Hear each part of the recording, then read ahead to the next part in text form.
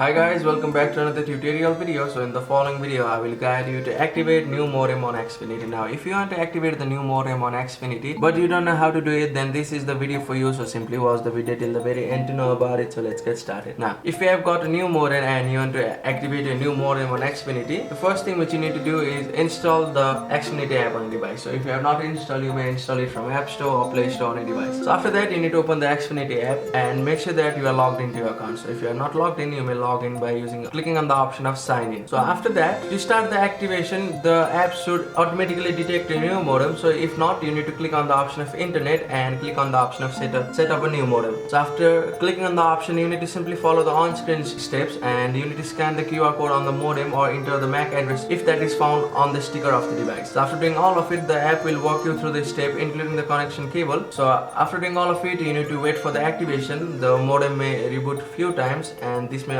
take up to 10 minutes. So after doing all of it, you need to simply test your connection. So once you are activated, you should test your internet connection to make sure that everything is working perfectly. And by doing all of it, you will be able to activate the new modem on your Xfinity app. So that's it. That's how you can activate the new modem on Xfinity. Thank you for watching the video. Please don't forget to like the video and subscribe to our channel. Thank you.